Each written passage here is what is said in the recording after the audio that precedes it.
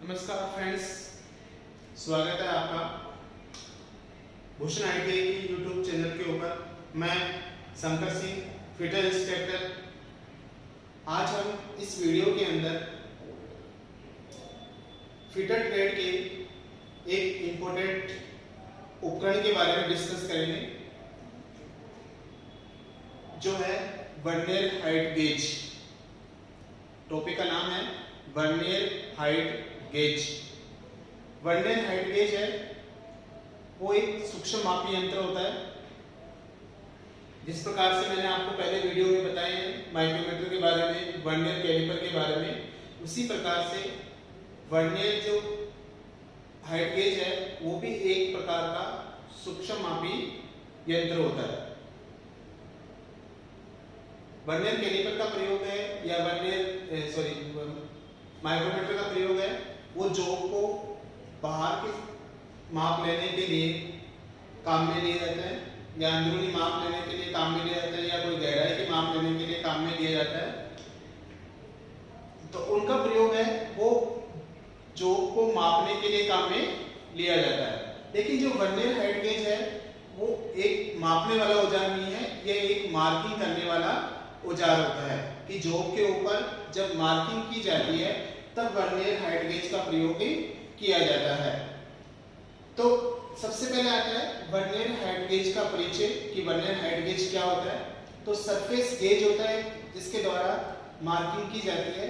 तो surface gauge के द्वारा जब जॉब के ऊपर मार्किंग करते हैं तो उसके द्वारा 1/64 इंच या आधा mm की सूक्ष्मता से मार्किंग की जाती है। मतलब जो मार्किंग करते हैं उसकी जो सूक्ष्मता होती है वो 1/64 इंच या 1/2 मिलीमीटर, जिसको आधा mm बोलते हैं, की सूक्ष्मता से मार्किंग की जाती है। लेकिन कुछ पार्ट्स ऐसे होते हैं मशीन के अंदर कि उसको और ज्यादा सूक्ष्मता में बनाना होता है, तो उसके ऊपर सूक्ष्मता से मार्किंग करनी पड़ती है। इसलिए एक ऐसे उपकरण को बनाया गया है जिसको बोलते हैं वर्नियर हाइट गेज। इसके द्वारा इंचों के अंदर 0.001 इंच और मिलीमीटर के अंदर 0.02 मिलीमीटर की सूक्ष्मता से मार्किंग की जा सकती है। मतलब उसकी जो मार्किंग की सूक्ष्मता है वो इंचों के अंदर 0.001 और mm के अंदर 0.02 mm की सूक्ष्मता से मार्किंग की जा सकती है। तो ये तो था फ्रेंड्स वर्नियर हाइट गेज का परिचय कि वर्नियर हाइट गेज होता है वो एक मार्किंग टूल्स और मार्किंग उपकरण है जिसके द्वारा जब जॉब बनाते हैं तो जॉब बनाने से पहले उसके ऊपर मार्किंग की जाती है। तो इसलिए मार्किंग करने के लिए इस उपकरण का प्रयोग किया जाता है। वर्नियर हाइट गेज है वो उसकी जो सूक्ष्मता है मार्किंग करने की वो इंचों के अंदर 0.001 इंच होती है और मिलीमीटर के अंदर 0.02 मिलीमीटर होती है। उसके बाद में आता है सिद्धांत कि वर्नियर जो हाइट गेज है वो किस सिद्धांत के ऊपर कार्य करता है। तो फ्रेंड्स, जिस प्रकार से मैंने आपको वर्नियर कैलिपर के बारे में बताया था, इसी प्रकार से जो ये टूल है वर्नियर हाइट गेज उपकरण है वो सेम, इसकी जो मार्किंग है या जो मार्किंग ग्रेजुएशन लिखी होती है वो सेम वर्नियर कैलिपर के ही जैसी होती है। सिर्फ अंतर ये होता है कि वर्नियर कैलिपर का प्रयोग है वो माप को मापने के लिए काम में लिया जाता है और वर्नियर हाइट गेज का प्रयोग है वो मार्किंग करने के लिए काम में लिया जाता है। तो जो काम करने का सिद्धांत है, जो सिद्धांत वर्नियर कैलिपर का होता है वही सिद्धांत वर्नियर हाइट गेज का होता है, क्योंकि इसके अंदर भी एक मैन स्केल होता है और एक वर्नियर स्केल होता है। तो इसका सिद्धांत होता है कि वर्नियर हाइट गेज दो अनुरूप स्केलों के अल्पतमांक के अंतर के आधार पर बनाया जाता है। दो अनुरूप स्केल के अल्पतमांक के आधार पर बनाया जाता है, जिसमें से एक स्केल होता है मैन स्केल और दूसरा स्केल होता है वर्नियर स्केल। मतलब दोनों जो स्केल होते हैं मैन स्केल और वर्नियर स्केल, दोनों के मान का जो एक मान का जो अंतर आता है वो उसका क्या कहलाता है, अल्पतमांक कहलाता है। और उसी के सिद्धांत के ऊपर वर्नियर हाइट गेज है वो कार्य करता है। तो फ्रेंड्स, वर्नियर हाइट गेज दो अनुरूप स्केलों के अल्पतमांक के अंतर आधार पर बनाया गया है, जिसमें से एक स्केल होता है मैन स्केल और दूसरा स्केल होता है वर्नियर स्केल। उसके बाद में आता है कंस्ट्रक्शन, बनावट की, वर्नियर हाइट गेज की बनावट। तो बनावट के अंदर आपको चित्र दिख रहा है इसका पूरा वर्नियर हाइट गेज का, ये इस प्रकार से वर्नियर हाइट गेज होता है। अब इसके अंदर पार्ट्स बता देता हूं मैं आपको कि कौन कौन से पार्ट्स होते हैं। सबसे पहले आता है बेस, आधार। सबसे पहले जो पॉइंट है उसका वो है आधार, जो एक नीचे का पॉइंट होता है जो टेबल के ऊपर, मार्किंग टेबल के ऊपर रखा जाता है, उसी के आधार के ऊपर ही बाकी पार्ट्स है वो जुड़े रहते हैं उसके साथ में। तो मेन पॉइंट आधार। उसके बाद में आता है दूसरा बीम या मेन स्केल।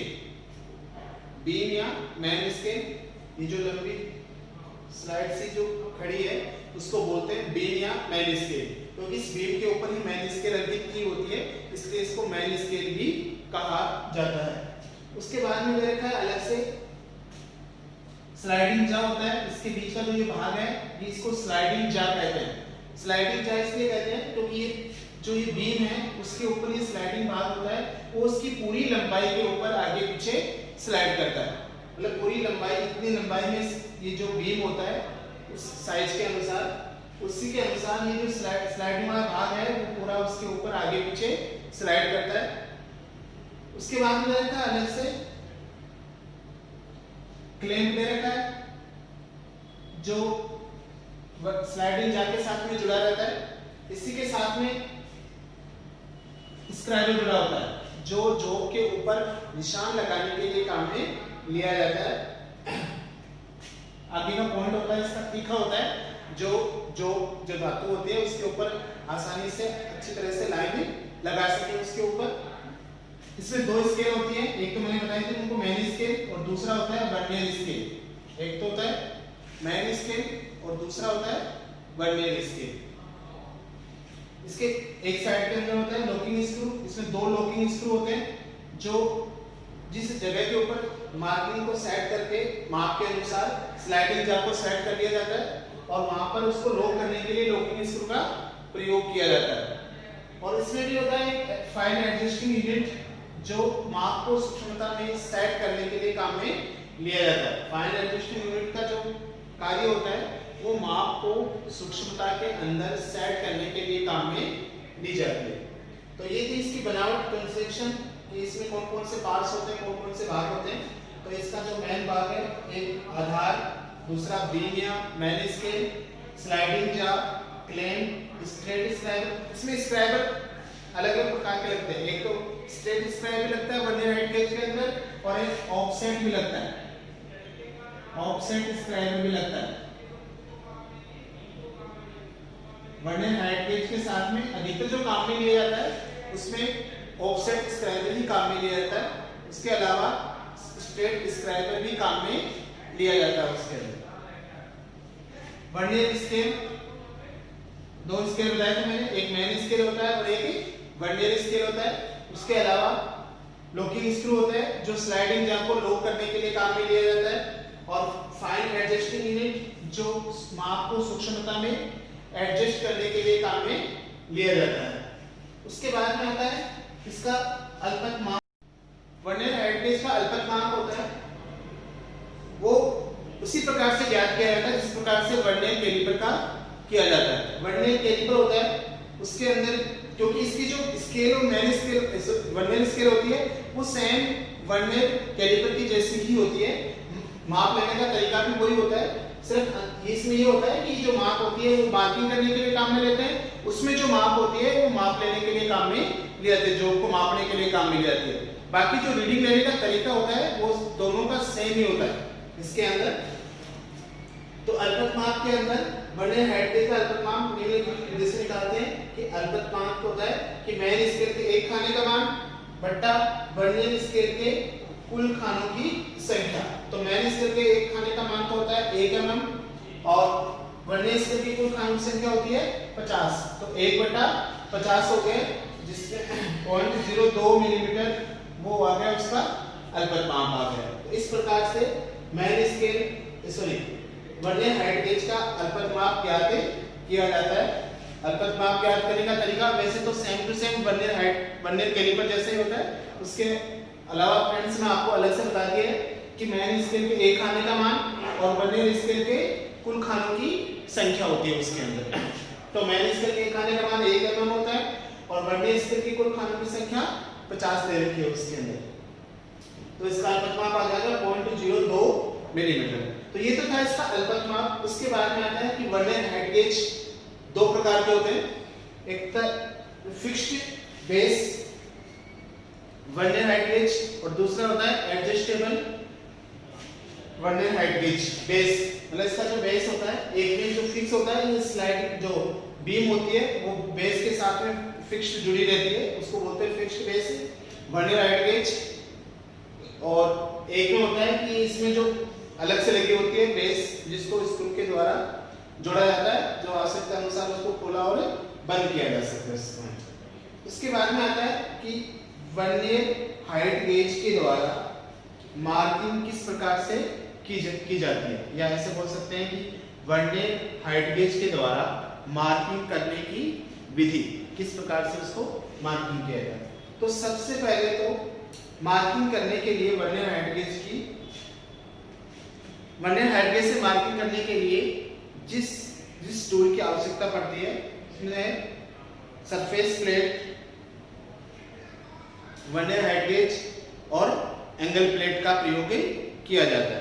तो सबसे पहले तो मार्किंग करने से पहले वर्नियर हाइट गेज की शून्य त्रुटि को चेक कर लेना चाहिए। मतलब जब भी मार्किंग करते हो या मार्किंग जो भी टूल है, सूक्ष्ममापी यंत्र जो भी टूल होता है मापने के लिए काम में लेते हैं, ये उसमें होता है कि मार्किंग या माप लेने से पहले टूल की जो उपकरण होता है, मार्किंग वो सूक्ष्ममापी यंत्र होता है, उसकी जो शून्य त्रुटि होती है उसको चेक कर लेना चाहिए कि वो सही है या नहीं है। क्योंकि अगर वो उसमें कोई त्रुटि होगी तो उसकी मार्किंग वगैरह या उसकी माप के अंदर भी त्रुटि आ जाएगी। तो इसमें वर्नियर हाइट गेज में मार्किंग करने से पहले वर्नियर हाइट गेज की शून्य त्रुटि अवश्य चेक कर लेनी चाहिए।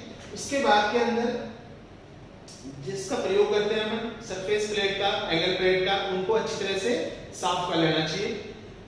उसके बाद में आता है कि जिस जॉब के ऊपर मार्किंग की जाती है या कर रहे होते हैं, उस जॉब को भी अच्छी तरह से बर्फ वगैरह हटाकर अच्छी तरह से साफ कर लेना चाहिए।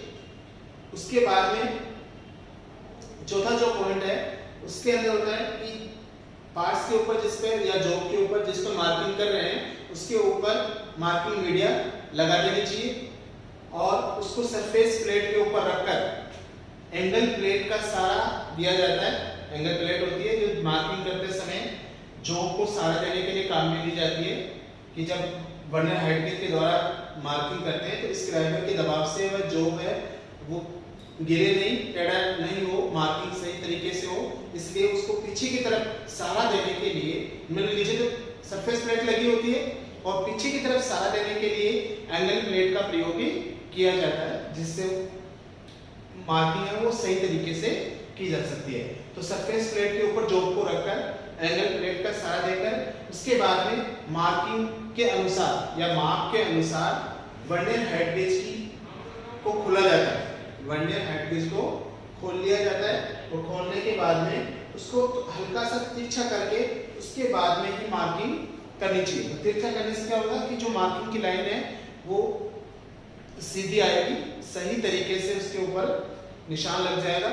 इसलिए सरफेस प्लेट के ऊपर जॉब को रखकर एंगल प्लेट का सहारा देकर उसके बाद में माप के अनुसार माप को खोलकर वर्नियर हाइट गेज के ऊपर और वर्नियर हाइट गेज को थोड़ा सा तिरछा करके उसके बाद में ही उसके ऊपर मार्किंग करनी चाहिए। तो ये थी मार्किंग करने की विधि। मार्किंग करने की विधि तो ये था वर्नियर हाइट गेज के बारे में। मैंने आपको बता दिया कि वर्नियर हाइट गेज क्या काम आता है। वर्नियर हाइट गेज होता है वो एक मार्किंग टूल होता है जो जॉब के ऊपर मार्किंग करने के लिए काम में लिया जाता है। इसके द्वारा 0.001 इंच के अंदर और 0.02 मिलीमीटर की सूक्ष्मता से मार्किंग की जा सकती है। सिद्धांत होता है कार्य करने का। ये कार्य करने का सिद्धांत इसमें भी वर्नियर कैलिपर की तरह ही होता है कि दो अनुरूप स्केलों के अंतर के अल्पतमाप के अंतर के आधार पर इसको बनाया गया है, जिसमें एक मैन स्केल होता है और दूसरा वर्नियर स्केल होता है। उसके बाद में आता है इसकी बनावट के अंदर मैंने बता दिया कि इसमें जो अलग अलग पार्ट्स होते हैं, नीचे बेस जो नीचे का भाग होता है उसको बेस या आधार बोलते हैं। ये जो इसके ऊपर लगा हुआ पार्ट्स है वो उसको बीम या स्केल बोलते हैं। स्लाइडिंग जा होता है जो पूरे बीम के ऊपर आगे पीछे स्लाइड करता है।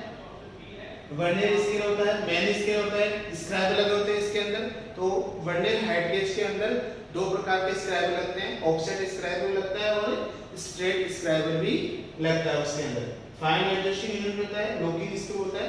तो ये इसके पार्ट्स होते हैं। उसके बाद में आता है अल्पत माप। अल्पत माप होता है वो सेम वर्नियर कैलिपर के तरह ही होता है कि अल्पत माप निकालने के लिए मेन स्केल का एक खाने का मान लिया जाता है और उसमें कुल खानों की संख्या को भाग दिया जाता है, तो उसका अल्पत माप ज्ञात हो जाता है उसके अंदर। तो इस प्रकार से जो भी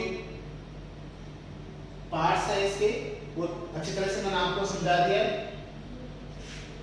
तो thank you friends all of you. आपको जो भी कमेंट्स करने हो या उसके बारे में कोई भी सुझाव देना हो तो आप कमेंट्स के द्वारा वीडियो में बता सकते हैं उसके अंदर।